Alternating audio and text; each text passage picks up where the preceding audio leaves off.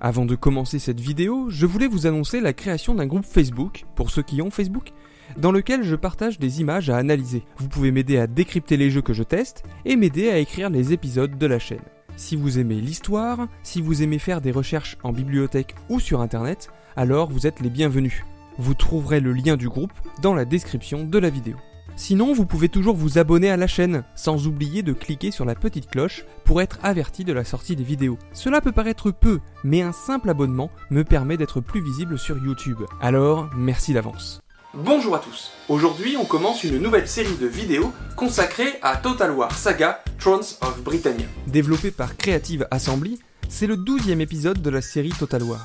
L'histoire a commencé en 2000 avec Shogun Total War, qui nous plongeait à l'époque du Sengoku Jidai, le 15e siècle japonais. On a pu traverser les époques et les espaces avec les Total War, la Rome antique, le bas Moyen-Âge occidental, la période napoléonienne. Avec ce nouveau jeu, Creative Assembly nous propose une nouvelle expérience historique, une guerre pour le trône des îles britanniques. Générique.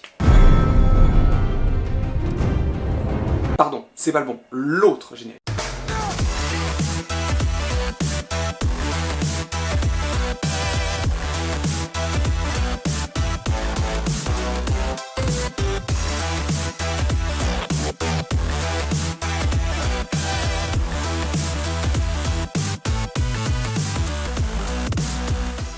Avec Thrones of Britannia, Creative Assembly a décidé de concentrer son jeu sur une période beaucoup plus courte de l'histoire. Ils appellent ça un flashpoint. D'après le dictionnaire de Cambridge, un flashpoint est un endroit ou un moment, pour ce qui nous concerne, où on peut s'attendre à voir la violence apparaître. Et vous allez voir que les développeurs ont très bien choisi leurs termes. Vous n'êtes pas là pour enfiler des perles, mais vous êtes là pour vous battre. Baston! Ceci était un message sponsorisé par Léo Dagan de Carmélide. Le jeu débute en 878 avec la mort de Ragnar Lodbrok. Il nous fait revivre les invasions vikings qui ont suivi, la lutte pour le pouvoir et la constitution de la nation anglaise. Donc la carte se limite aux îles britanniques, Grande-Bretagne, Irlande et quelques îlots tels que Man. Rien à voir avec les immenses cartes des précédents épisodes. Le jeu s'arrête en 1066, enfin je crois parce que je suis pas encore allé jusqu'au bout du jeu.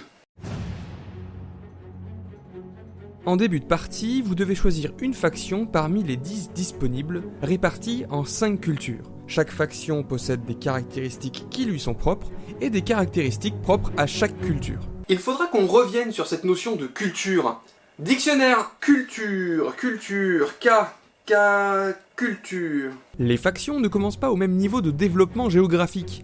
Par exemple, le Wessex commence avec de nombreuses provinces, alors que le royaume hébride commence avec une seule province tout au nord de la carte. On a une carte qui montre bien les forces en présence à la fin du 9e siècle sur les îles britanniques. C'est un jeu de stratégie au tour par tour, ce qui veut dire que tout le monde n'exécute pas les actions simultanément, mais à tour de rôle, ce qui vous laisse tout le temps nécessaire à votre réflexion. Vous devez gérer votre royaume en développant les différentes villes ou villages sous votre contrôle, en construisant certaines structures, des marchés, des fermes ou autres bâtiments religieux. Et en plus, regardez, pour chaque type de bâtiment, vous avez une notice historique explicative. Non, c'est pas une notice, ça c'est un roman. Je pense pas que tout le monde ait tout lu, hein. C'est pas très pédagogique. Tous ces bâtiments permettent d'acquérir des ressources, de l'or, de la nourriture, des domaines, du ravitaillement. Vous devez aussi gérer l'ordre public dans vos provinces, sinon elles risquent de se soulever. Et vous devez aussi tenir compte de la ferveur de guerre, c'est-à-dire l'enthousiasme de votre population face à la guerre. Vous devrez aussi composer avec votre famille et votre noblesse.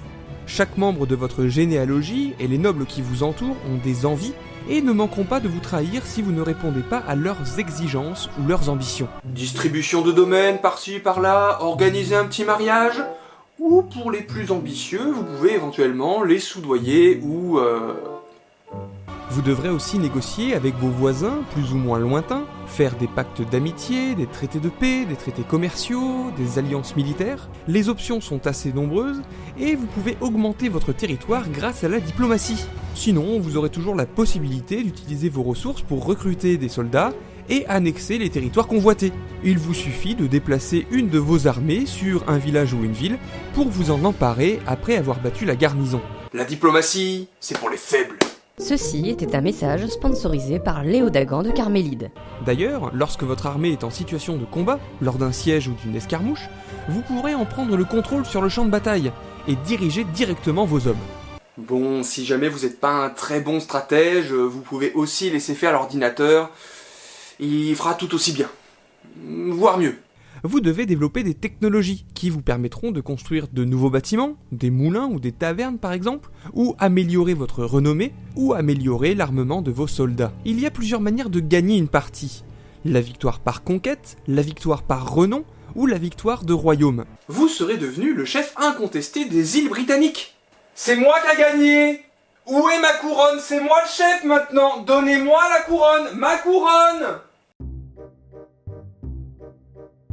La presse spécialisée a bien noté quelques petits problèmes dans leurs tests. Le moteur graphique commence à être un peu vieux, l'intelligence artificielle n'est pas si intelligente que ça, et surtout les mécaniques du jeu restent les mêmes pour toutes les factions. Et alors, si vous n'êtes pas un habitué des jeux Total War, ou que vous n'avez pas joué depuis très longtemps, vous allez galérer. Des armées peuvent changer de tactique en adoptant divers modes. Fortifier une armée lui permet de se reconstituer et de recruter en territoire étranger, ainsi que de lancer des raids sur les terres de l'ennemi pour piller ses richesses. Merci pour ces conseils très précieux. Pas de tutoriel, pas d'explication, juste des conseils donnés de temps en temps quand une situation critique arrive. Et depuis quand c'est une femme qui au 9e siècle donne des conseils militaires? Mais au moins explique-moi mieux! Dans ma toute première partie, mes nobles se sont rebellés, mes soldats ont déserté, bref, best gestion ever. Mais en même temps, on m'avait filé un royaume à gouverner, on m'a jamais expliqué comment faire. C'est comme si on vous donnait les clés d'une bagnole mais que vous aviez pas le permis. Ou que votre femme vous demande de passer l'aspirateur alors que vous savez pas comment il fonctionne. Je suis pas bien sûr pour la dernière blague là. Alors c'est vrai que plus on joue et mieux on maîtrise les éléments de gameplay. Mais alors au début, c'est l'enfer. Parce que là, on se trompe, on recommence la partie. Mais il faut bien s'imaginer qu'au Moyen-Âge, une fois que la décision était prise, c'était définitif.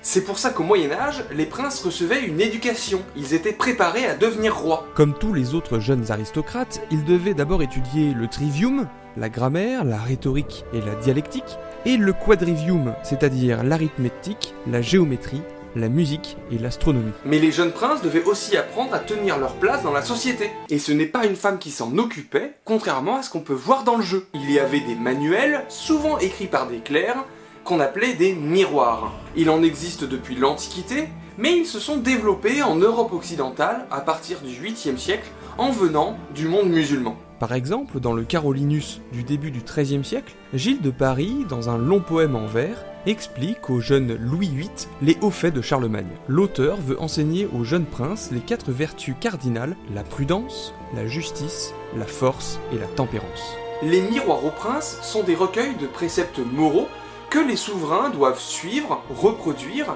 d'où le nom de miroir, pour bien gouverner selon les lois de Dieu. Alors les premiers miroirs énumèrent les vertus que doit avoir le prince, puis petit à petit ils illustrent leurs propos avec la vie de souverains illustres comme Charlemagne. Et à partir du XVIe siècle, les miroirs aux princes deviennent un peu moins religieux et un peu plus politiques. Il y a l'apparition de la raison d'État. Le plus connu est certainement Le Prince, écrit par Nicolas Machiavel au début du XVIe siècle pour Laurent II de Médicis. Machiavel explique encore que le prince doit avoir des vertus morales, mais qu'il ne doit pas hésiter à les laisser de côté pour la pérennité et la sécurité de l'État. Toute ressemblance avec des situations réelles ou avec des personnes existantes ou ayant existé ne saurait être que fortuite. Finalement, Thrones of Britannia nous met dans la peau d'un souverain qui peut recommencer son règne, sa partie, en cas d'échec. On apprend de nos erreurs puisque aucune de nos actions n'a d'impact sur la réalité. En jouant, on apprend donc à devenir un bon souverain. En fait, Thrones of Britannia, c'est un serious game, mais pour les futurs princes du 9e siècle avant Jésus-Christ. Comme tout bon miroir aux princes, est-ce que ce jeu nous aurait expliqué notre place dans la société si nous y avions joué au 9e siècle ? Nous aurait-il correctement expliqué comment gérer notre royaume ? Nous permet-il d'en savoir un peu plus sur l'histoire des îles britanniques ? C'est ce que nous verrons dans les prochains épisodes de cette série dédiée à Total War Saga Thrones of Britannia. En attendant, portez-vous bien, salut !